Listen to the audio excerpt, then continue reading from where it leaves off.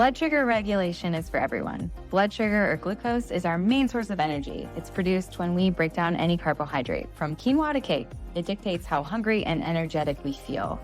The key idea with respect to blood sugar is balance. We feel our best and lose fat when our blood sugar is balanced. Not too high, not too low. We're humans who want to enjoy life, so it's about being realistic and not restrictive. It isn't about avoiding meals or eating less. Instead, we simply focus on the easiest way to stabilize blood sugar in the normal range, and that's eating the Fab Four: protein, fat, fiber, and greens at each meal. Eating the right amount of protein, fat, and fiber at each meal can help you naturally stabilize blood sugar to burn fat and have consistent energy throughout the day. I personally love it. I use it with my kids, and it will also help keep aggressive insulin spikes at bay. Sounds important, right? It is. It's an incredible natural process and one which I have dedicated so much of my career, time, and energy to studying. That's why this week we thought to bring together a selection of highlights on the subject from past episodes and guests. In this compilation episode, you'll hear tips, tricks, hacks to live a normal life and gain some tools for your family. But this collection of knowledge isn't about biohacking and quick fixes. This is about blood sugar balance for the long run, something we should all be aware of and invested in for ourselves and our family. You'll hear from a variety of previous guests of the podcast as we discuss what are glucose and insulin, symptoms related to blood sugar spikes and dips, what can happen long-term from too much insulin, continuous glucose monitors, tips and tricks on how to achieve blood sugar balance, and more. Listen for episode numbers before each guest so you can go back and stream the full episode. These are some of the best episodes in the archive. And tune in for the outro of this episode for the full bio introduction to each expert and their qualifications. Dr. Ben Dickman, he joined us for episode 83 and gave us the perfect introduction to blood sugar and insulin. I think if we can give people the foundation of what we're talking about here, that would be the best. So why don't we start with what is insulin and why is it produced? Yeah, insulin is a hormone that we're all making from our pancreas, this spongy little gland tucked beneath our stomach. And it's releasing the pancreas is releasing insulin all the time. So we always have this little amount of insulin flowing through our blood. And then when we eat something that is starchy or sugary, we have a significant increase in our blood glucose levels.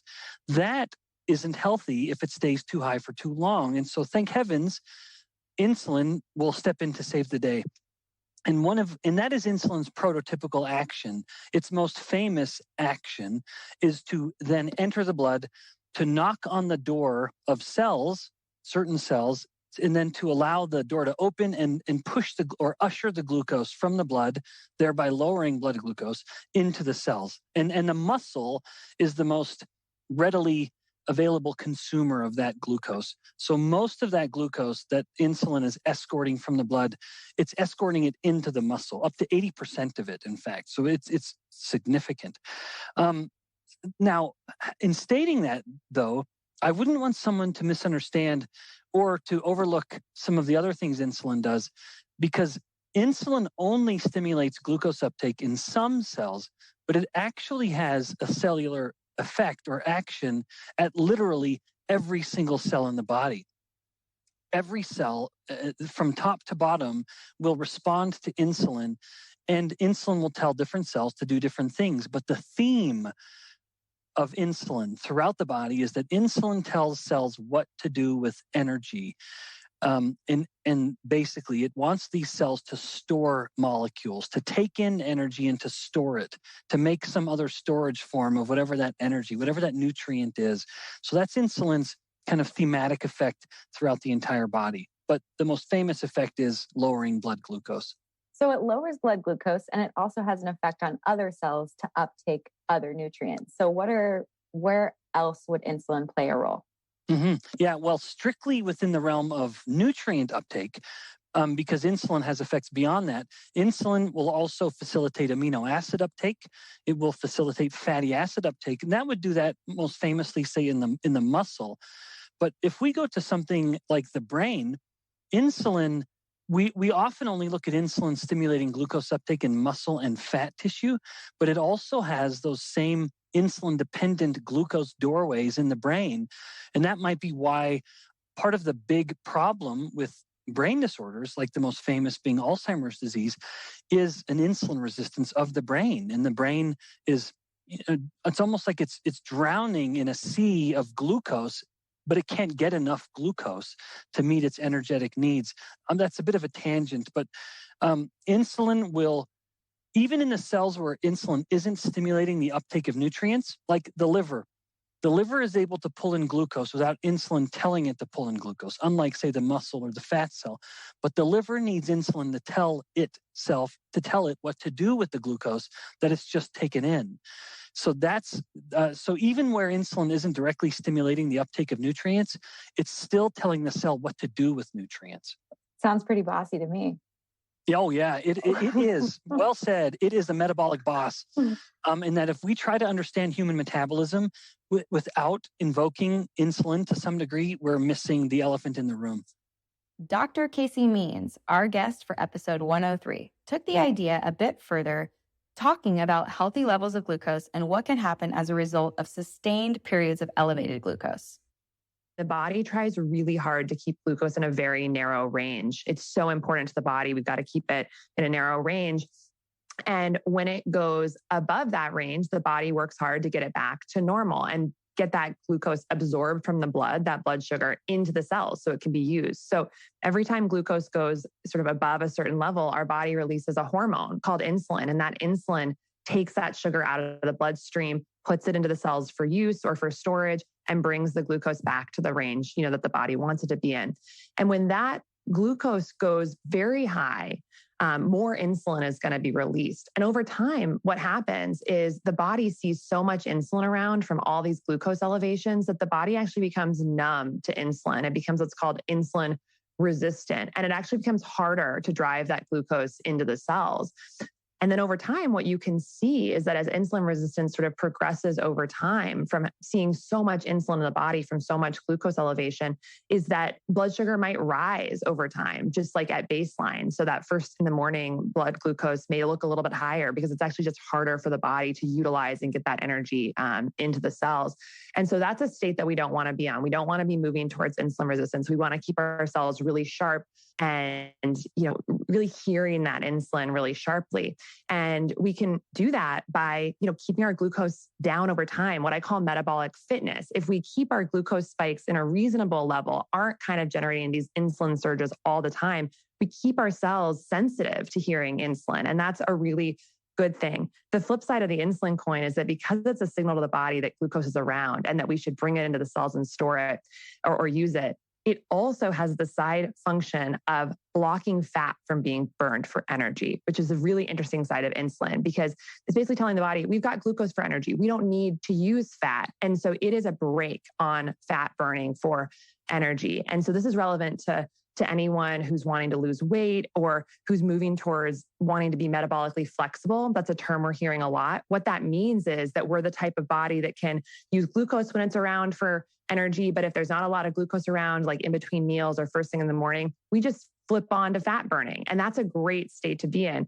A lot of us might experience that hanger that we get between meals where, our blood sugar is kind of getting lower and we immediately feel like this panic we need to eat because our bodies are just so used to using glucose for energy. But if we train our bodies to actually get to a state where we can burn fat for energy pretty regularly, we become metabolically flexible. And when we don't have enough, glucose around or it's getting a little bit low, we switch into fat burning. And that's a great state to be in because we have a lot more fat stored in the body than we do have glucose for energy. So we want to be able to sort of bounce back and forth. And when we can keep our glucose spikes and our insulin spikes kind of in a more low and reasonable level, we allow our bodies to tap into fat burning much more frequently. And that's really where we want to be. And I can imagine that someone out there is listening and saying, well, why don't I just follow a low glycemic diet or like a low carb diet? Like, wouldn't that just get my blood sugar to be flat? And I think that's a great question. I think something that's fascinating, that's only research that's come out in the past 5 years or so, is that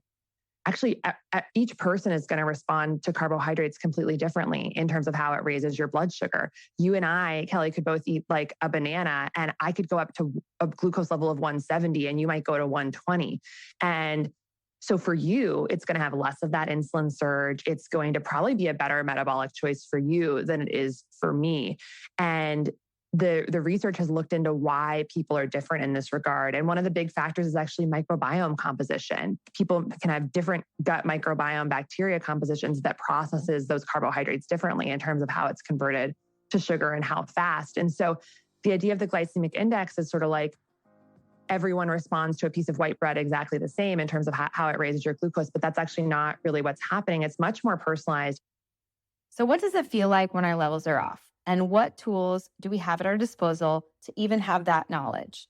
Drawing that line from symptoms to understanding using Level CGM, Dr. Kelly Chu explained in episode 217. Let's say you go and you eat your breakfast and you notice that your blood sugar spiked much higher than you thought. Maybe you had a breakfast of oatmeal. Oatmeal is one of those foods that I know you've talked about that people think is so healthy because of marketing primarily, but in fact, it's one of the largest blood sugar spikers. And so you might see in your own body that your blood sugar is spiking way up. And maybe you even feel that high start to happen. I think over time, people start to sense when their blood sugar is high. I certainly now know that was the feeling I was feeling all those years ago every time I ate oatmeal. Can we talk about what those symptoms might be for people?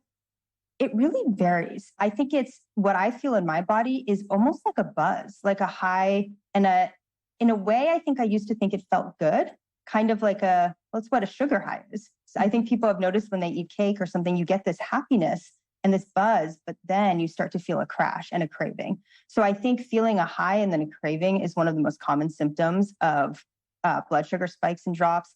A lot of people describe mood swings as part of this. Overall, just tiredness, kind of unexplainable tiredness where it feels like you're never rested. You're just on this treadmill of exhaustion.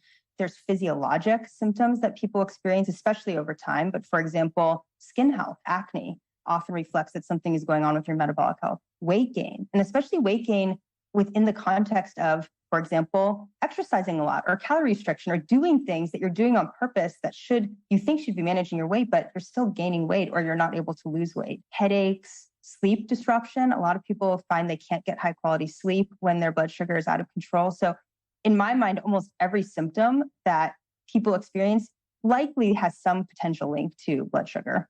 Yeah, I would say personally, just because I'm intimately in a relationship with my blood sugar, when I do have something that dysregulates blood sugar and I have a blood sugar spike that's more aggressive than normal for me, I do feel that buzzy feeling you feel, but an inability to concentrate. Like I feel frenetic and not focused.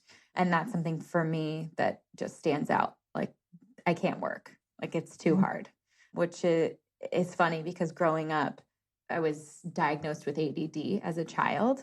And in hindsight, I think it was dysregulated blood sugar because those feelings I feel as an adult when I eat a specific way. Wow. And it's interesting because a lot of parents or people who spend time with children, that if you send a kid to a birthday party and they eat all the sugar and they come home, they're like wild. They will have meltdowns, all these things. And the reality is that physiology that's happening in their body, it happens in adults too. And I think we've just normalized it and learned how to work around it. But so many of these things that we think of as just normal, unavoidable aspects of life, like you're describing, like inability to concentrate sometimes, I don't actually think they need to be part of our physiologic normal state. And so a lot of this is just reprogramming ourselves to be like, oh, actually, this is what I feel like off of sugar.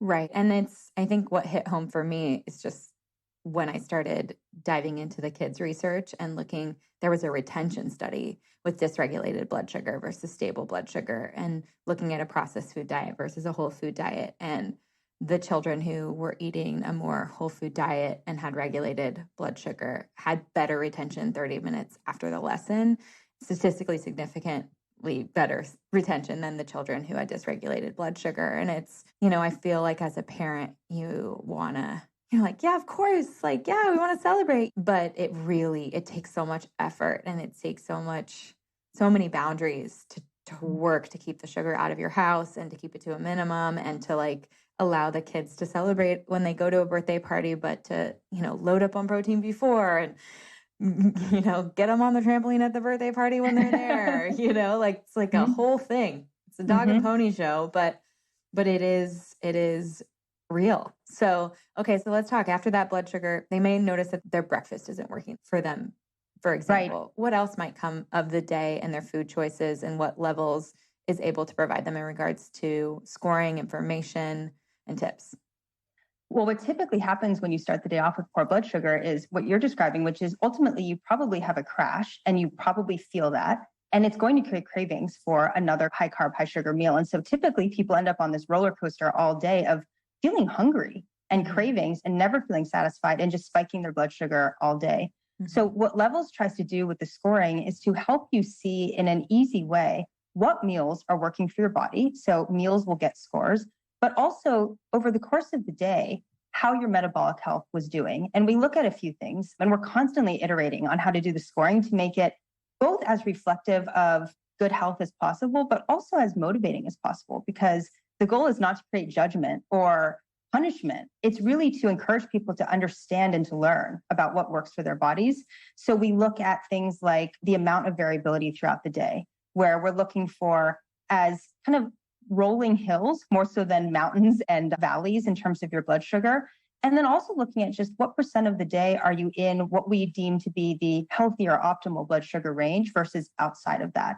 And that's really because what we're looking at is the overall strain on your body of the choices that you're making. If your blood sugar is constantly above that healthy range, then your body has to constantly pump out insulin, which, as you know, creates a whole cascade of other challenges for the body. And so what we do in our scoring is really just try to create a cumulative reflection of what's working and not working for you.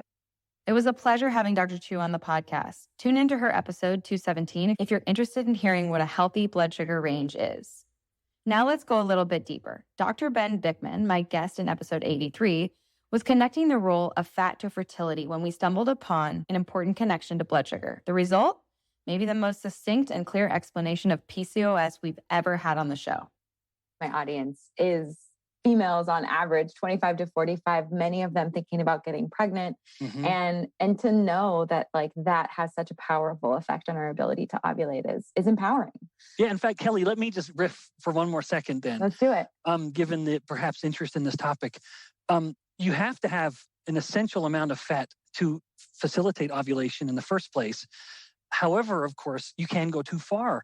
And this is something that we see with polycystic ovary syndrome, even in women who don't appear to have insulin resistance. When you measure a clinical metric of insulin resistance within the fat cells, which is a combination of measuring insulin and free fatty acids in the plasma, you can determine that even lean women that have PCOS have demonstrable insulin resistance in their fat cells compared to women of the same weight who don't have PCOS. And with the problem with PCOS, the most common form of infertility is that she has too much insulin in her blood relative to what her blood should be. And insulin inhibits the ovary's ability to convert androgens like testosterone into estrogens. All estrogens were once androgens, and men and women, every single estrogen came from an androgen. And there's one pivotal enzyme that allows that conversion. And of course, it's no surprise, ovaries have more of that enzyme than testes do, but insulin inhibits that enzyme. And so the ovaries are attempting to convert this big bulk of androgens into a big bulk of estrogens to enable ovulation, but it isn't able to do that. So she fails to get that ovulation, that estrogen spike, which prevents the ovulation. And in the end, the ovaries end up dumping all these extra androgens into the blood, giving her all the unintended and very undesired consequences that can sometimes come with PCOS. So on both ends, we have a pivotal role of the fat cell.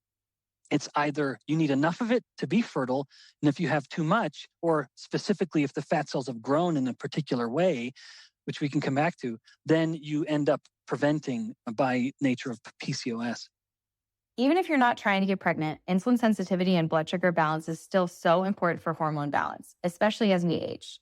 Dr. Maritza Snyder, who joined me in episode 195, talked about why insulin sensitivity and blood sugar balance is important for hormone balance. It's not until usually early 40s to mid 40s that we start to notice something's really shifting in us. And that's because ovarian function is definitely shifting. I would say though, Kelly, this is the time to dial in the metabolic function. This is time to really lock in our blood sugar levels, because this is where I start to really see women experiencing signs and symptoms of insulin resistance. As we start to lose these protective hormones, estrogen and progesterone, we're really reliant on that metabolic flexibility to carry us through. And honestly, girl, we should have been relying on that metabolic flexibility the whole entire time, but now it's really critical. And so this is where we get to pivot as our bodies are pivoting.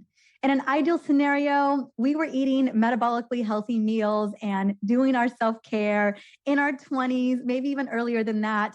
But this is where women start to really notice, like, oh my goodness, what the crash dieting or whatever I was doing back then just isn't pulling weight for me anymore. We really got to be able to focus on pivoting our body. And I'll talk about that in just a second. So then we start to see what estrogen being what was steady, now kind of some months with an anovulatory cycle, we don't have any progesterone. And those months, we may see the next month, we may see a double up of estrogen. And so we start to see this kind of crazy roller coaster where progesterone and testosterone aren't very high at all. And now we have this roller coaster of estrogen. So some months we're dealing with really heavy periods. Other months it's very scant, it's inconsistent. We're noticing a lot of changes when it comes to energy, when it comes to sleep patterns, mood support. We may even start to have some night sweats. We may even notice just inconsistencies, just not feeling like ourselves, feeling just out of sorts. Like we don't feel like we're in our bodies anymore. Like things that used to work for us aren't working for us.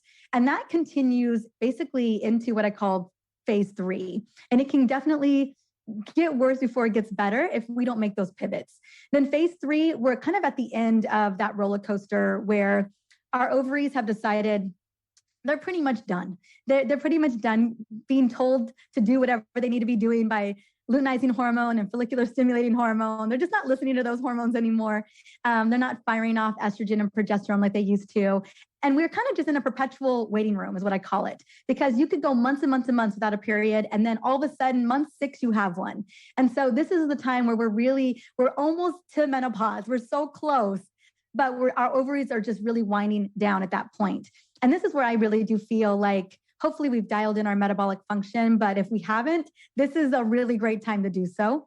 And it's also a great time to really set the tone and intention for what you want this next phase of your life to be, because you're about to enter into this new next incredible phase. And how we take care of our bodies, how we think about ourselves in an emotional and mental state is really going to dictate what our 50s, 60s, 70s, and beyond look like. Well, it sounds like the through point is metabolic flexibility. Yes. And keeping insulin sensitivity high.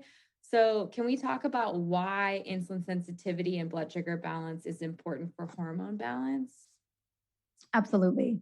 Well, they are hormones. We think about, insulin is a hormone, a master hormone, cortisol, a master hormone, thyroid, a master hormone.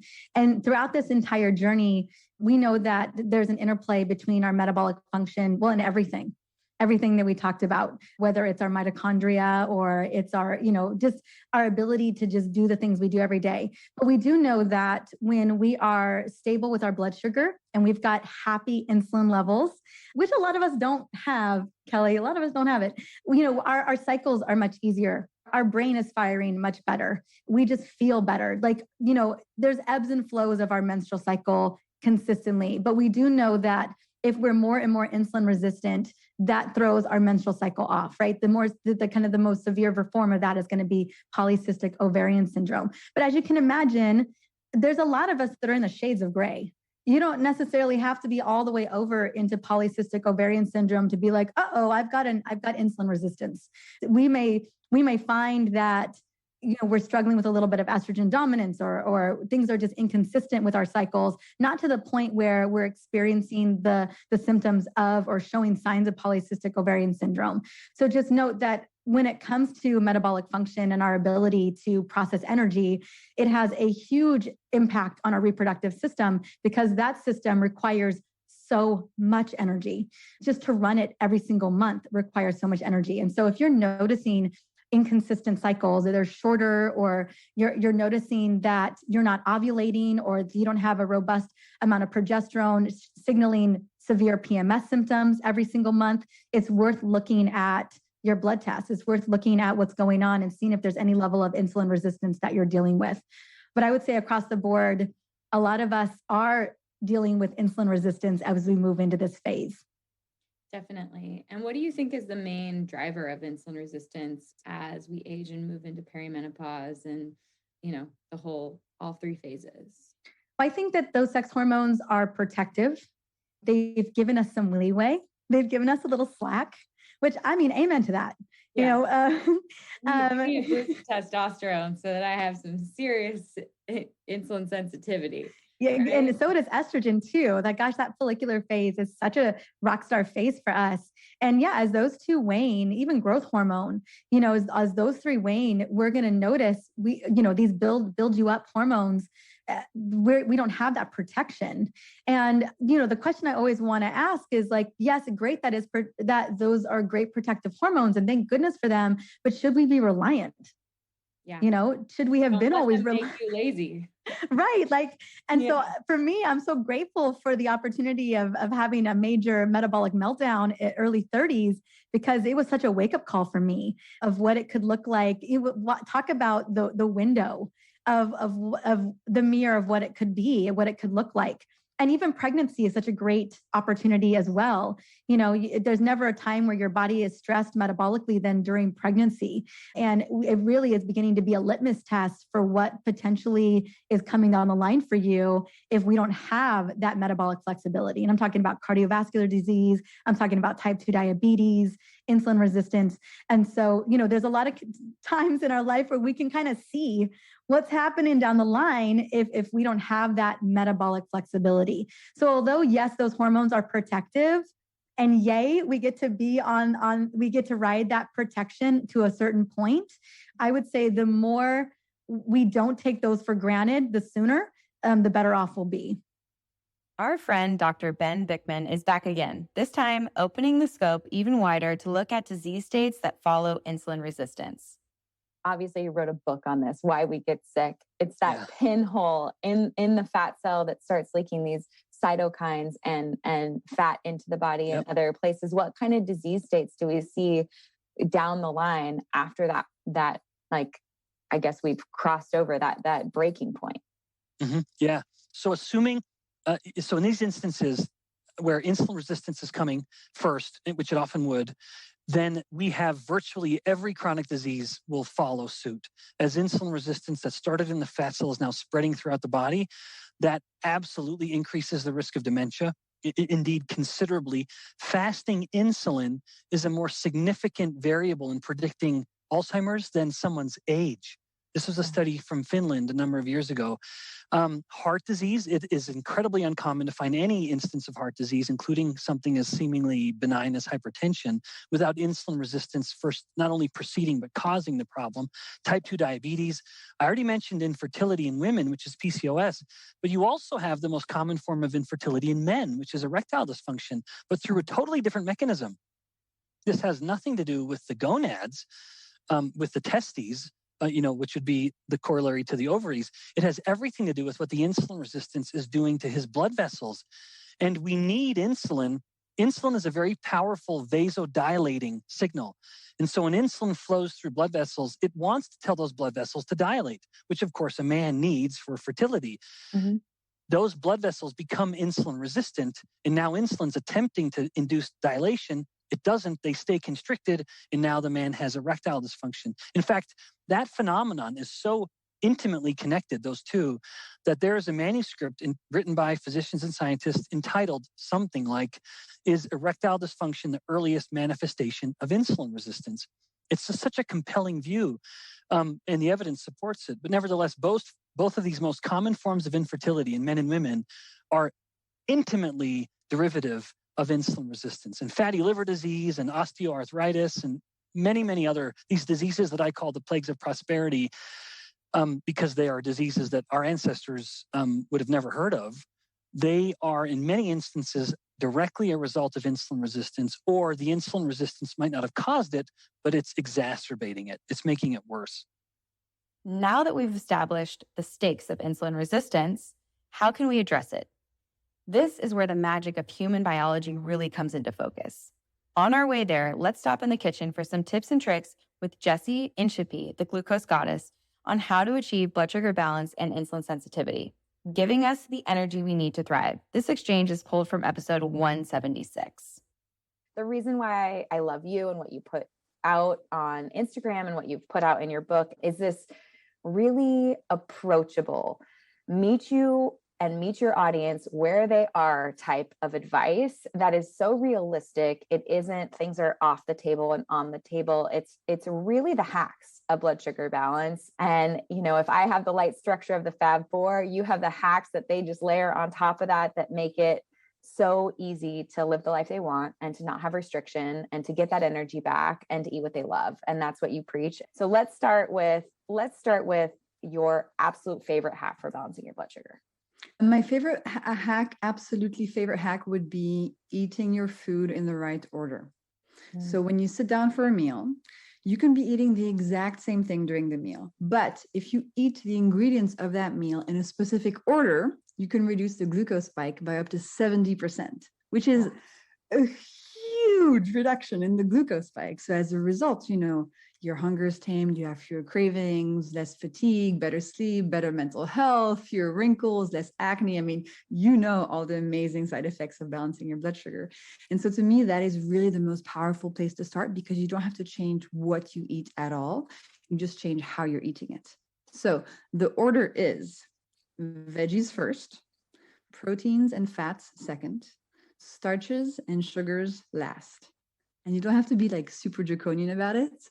Do it when it's easy. I always preach that as well. It's really important to incorporate the hacks in a way that feels very fun and not stressful, and to do them when it's easy to do them. So if there are no veggies in your meal, that's also something I recommend, as you say, like adding a plate of veggies as a starter. So my favorite thing to do is, I'm a big broccoli, cauliflower fan. I don't know. I have this obsession with these vegetables. I love them. So very often I will roast a big tray of broccoli and cauliflower over the weekend with some avocado oil, you know, some salt and pepper, maybe make a little tahini sauce and keep it in the fridge, and just keep those veggies in the fridge. And before each meal, when I'm at home, I'll just take a few out of the fridge, warm them up, have them as my vegetable starter, because I know that then, regardless of what I'm going to be eating afterwards, my blood sugar is going to be balanced, my glucose is going to be steady, I'm going to feel so much better. And what I do also, which is actually I learned from somebody in my community whose story ended up in the book, because the book has lots of stories of how people apply the tips in their lives. His name is Gustavo, and what he does is that he does the broccoli roasting trick, and then he eats it at home before going out to dinner, even, because the fiber in the veggies actually stays in your system for like 90 minutes to 2 hours. So if you know you're going to a restaurant where there's going to be no veggie starters, or maybe, you know, you're not going to have the opportunity to order that veggie starter, have it at home before you go out, and it still works. Super cool. I love that one. That is a great one. And I mean, that goes in line with like not going to a restaurant or a grocery store hungry, because you're just guaranteed to totally fall off the rails. I mean, there is just this like animalistic hunger in all of us, especially if it's unsatisfied. And I love that. That's a really nice way to be able to enjoy a meal and to not be overly analyzing the menu, or if a bread basket gets thrown on the table before the dinner arrives, like to not indulge if you really don't want to. Mm-hmm. I think most of us, when we're grabbing for the chips or grabbing for the bread, it's probably because we've gone hours without eating, and we're at the place where we're like, yeah, no, any food would be great. And that looks amazing, extra amazing, because I'm super hungry. Yes. So what's your approach for that? Because that seems to be a bit backwards from your tip or your hack. Most of the things that are being served up at a restaurant first, bread, the chips, the flatbreads, the naans, like what's the plan?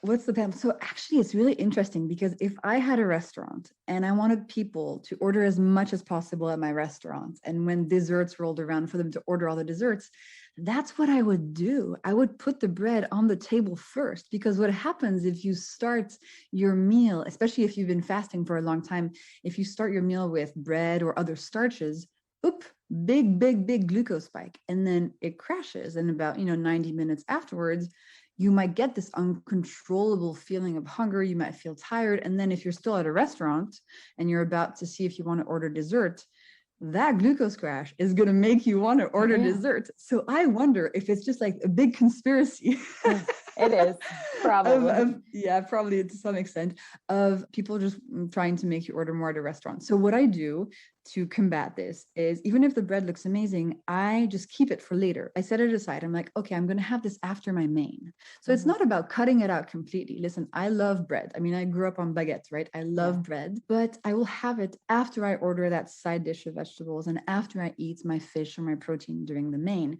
And actually it becomes quite practical because you can then use the bread to sauce the plate of the main dish. I mean, it all makes perfect sense. So that's what I do. I just set it aside. And what's fun is that as I've taught the hacks to, my friends and my family members, now they kind of have the exact same reaction when we're at dinner or lunch together, like, oh, bread, yeah, let's put it aside for after the mains. So it becomes this fun thing you can do with the people you're with. And so it's not about, eating something that's low in calories, not at all. It's about eating in a way that doesn't create a glucose spike. And the easiest thing you can do, the easiest hack I have, is to have a savory breakfast. That means a breakfast that doesn't contain anything sweet except whole fruit. And this is an incredibly powerful way to start the day. And for many of us who've been eating, for example, cereal and fruit juice every morning for breakfast, we don't even know what it's like to live a day that didn't start with a glucose roller coaster. And let me tell you, once you go to the other side and you start your day with no glucose spike, you feel so energized. You don't have the 11 a.m. crazy hunger pangs. At 3 p.m., you don't feel like you need 5 coffees to stay awake. And that evening, you sleep better. So definitely, I highly recommend for anybody not already doing this to just start your day with a savory breakfast. You can also do smoothies. I mean, Kelly, you have such amazing smoothie recipes. These also fall in the category of savory breakfast because the only thing sweet in them is whole fruit. So highly recommend the Fab 4 smoothies. I'm a big fan personally. They're awesome.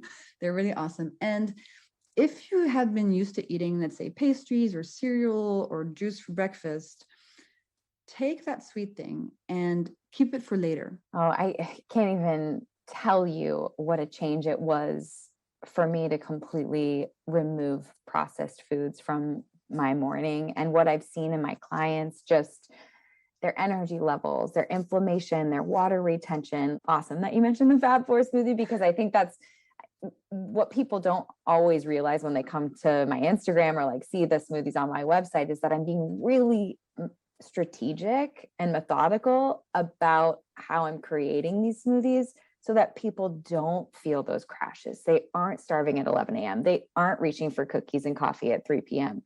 And like the sleep, I mean, that's a game changer. Dr. Casey Means from episode 103 commented on this topic too, with some of her food hacks. And if you listen closely, these combinations might sound familiar for longtime followers. Outside of getting a good night's sleep and starting your day with a workout, are there any types of foods or timing of like breaking your fast or anything that can affect blood sugar that you've seen in research? So within food, there's a number of things in that category. So one is sort of food pairing, one is food timing, and one is food sequencing. So on the food pairing, we've kind of touched on this, but eating naked carbohydrates or carbohydrates alone, like just a straight apple, like you're going to see more of a glucose response with that. So there's a lot of research showing that if you pair or preload a sort of naked carbohydrate with fat, protein, or fiber, you're likely going to have a better response. Some of the research showed that if you eat, like for instance, an ounce or 2 ounces of almonds while eating a piece of white bread, people had a significantly lower glucose response with the almonds than with not. So that makes sense. Put almond butter on if you're going to eat, refined carbohydrates. But it's like you said with fruit, I barely ever even reach for fruit without thinking about adding some sort of whole food fat, like a tahini or an almond butter, or sprinkling chia seeds on top. That's just now part of my routine because I know that my glucose response is going to be better. So food pairing with fat, protein, and fiber is definitely a big one. Some of my go-tos for that are, I basically put chia seeds on everything at this point. They're one of the best fiber sources out there. There's about 10 grams of fiber in 2 tablespoons, and they're just easy to put in salads, put on top of things, add to smoothies, make a chia pudding. So that's one of my big favorite fiber sources. You got it. Dr. Casey means food stacking tips fall right in line with my own Fab4 smoothies. That's the magic of it all. Whether it's with food or sleep or physical activity, our body has built-in solutions for regulation. As long as we're productive about identifying, understanding, and addressing blood sugar issues, there's always an opportunity for improvement. The fact is, we're all human. The insulin roller coaster is an attraction that anyone and everyone can and does ride. There's no shame in the ups and downs and no pressure or panic inherently tied to the use of a data tool like a CGM. With this frame of mind, you can view a continuous glucose monitor as helpful, not stressful. Talking to Jessie again in episode 144, I recapped these points and explained the freedom I get when wearing and using one myself. For me personally, wearing a CGM, I think starting with the understanding that my body is capable of metabolizing anything. My body is miraculous and wants to be healthy, and that it is strong and resilient. If that's your baseline, and let's say you did have a cookie, a naked cookie, which let's just talk about this real quick. You've already dropped some amazing tips for people who want to balance their blood sugar. No naked carbohydrates. Make sure they're clothed in something like protein, fat, and fiber. Huge fan of that tip. Make sure that you're having your sweets as dessert and not first thing. Always, if you're going to have some type of high starch or high sugar type of a food, vinegar is your best friend before, during, or after. Any type, as long as it's not a sugary balsamic. Super big tips right there. But for me, it's like knowing that my body can handle anything. Let's say I did have that cookie naked, without the vinegar, not after dinner or not after lunch, and I didn't start my day in a really balanced way. So we're going in fasted. We're starting breaking a fast with a donut. Let's say I did that. Damn. Watch out for that roller coaster, right? The CGM for me, it's funny. Like I'll still sometimes be like, okay, I did that. And I'll see that blood sugar spike happen. And instead of going like, I am a failure, I made a mistake, I can't get it together, I just go, all right, where's my blood sugar? How do I bring it down? And I might jump on the Peloton. I might go for a walk. I might lift some weights. I might try to add some vinegar on top of that. I might decide, okay, in about 3 hours, I'm going to have a Fab4 smoothie without any added fruit. And I'm going to throw a chuck roast in a slow cooker right now so that I have some protein for dinner tonight and I can really start to re-regulate my blood sugar. So for me, a CGM is the most freedom that I've ever felt because it doesn't allow me to say I threw in the towel. I can see within 3 or 4 hours that I can bring that blood sugar back down. Yeah. No problem. Nutrition is just one part of blood sugar balance. There are many others, like sleep, movement, and stress. So visit our website and search the names or episode numbers of the guests you just heard to stream full episodes and go even deeper into blood sugar, insulin, and our body's most magical processes. Here are their formal intros. Jessie and Chippy is on a mission to translate cutting-edge science into easy tips to help people improve their physical and mental health. She is the founder of the widely popular Instagram account Glucose Goddess, where she teaches realistic and easy food hacks to help people balance their blood sugar. She has a math degree from King's College in London and a biochemistry degree from Georgetown. Today, she's here to share her startling discovery about the essential role of blood sugar in every aspect of our lives, from cravings to fertility, and the surprising hacks to optimize it while you still get to eat what you love. Hey guys, I'm so excited about today's guest because you know how much I love talking about blood sugar and insulin. Today's guest is Dr. Ben Bikman. He's a researcher and professor specializing in metabolic function, insulin resistance, and the drivers of metabolic disorders. He has a PhD in bioengineering. You got to pronounce that for me. Bioenergetics. Yeah. Bioenergetics. And he did a postdoctoral fellowship with the Duke National University of Singapore in metabolic disorders. He is currently exploring the contrasting roles of insulin and ketones as key drivers of metabolic function. He frequently publishes his research in peer-reviewed journals, which we love so much.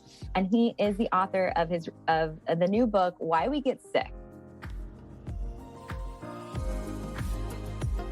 Hey guys, welcome back to the show. I'm so excited about today's guest. Dr. Casey Means is a Stanford-trained physician who is now the Chief Medical Officer and co-founder of Levels. Levels is a science and technology company putting continuous glucose monitors in the hands of regular people. allowing individuals to optimize their diet and lifestyle based on their unique blood sugar response. Casey and the team at Levels are democratizing access to DGMs and are building greater awareness around the importance of understanding blood sugar response and its impact on metabolic health. Dr. Lauren Kelly Chu is the head of clinical product at Levels. Prior to Levels, Lauren led strategy and biz ops at Verily Life Sciences, driving product, commercial, and clinical strategy with a focus on wearables, digital biomarkers, and emerging products. She previously founded a Y Combinator-backed digital therapeutic startup for digestive diseases and worked as a private equity investor. Lauren graduated from medical school at UPenn, where she was a Gamble Scholar.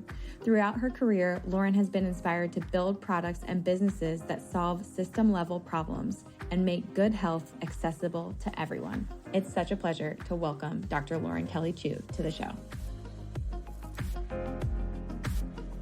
Dr. Marisa Snyder is a functional practitioner, a women's health expert, and the author of 8 books. Her newest book, The Essential Oils Menopause Solution, focuses on solutions for women in perimenopause and in menopause. Today's episode goes through ways to ease your way into transitions later in life, how to live with vitality and abundance, and Dr. Marisa Snyder is the expert in all of this. For the past 12 years, she has lectured at wellness centers, conferences, and corporations on hormone health, essential oils, nutrition, and detoxification. And she's been featured on Dr. Oz, Oprah, and Mind Body Green. Dr. Marisa is also the host of a top-rated Essentially You podcast designed to empower women to become the CEO of their life. Thank you for listening to Be Well by Kelly. Please subscribe to the show on Apple Podcasts, Spotify, or wherever you listen to podcasts. Learn more at BeWellByKelly.com and follow me on Instagram at BeWellByKelly. I would love if you picked up my books, Body Love and Body Love Every Day. They're sold on Amazon and at all major booksellers.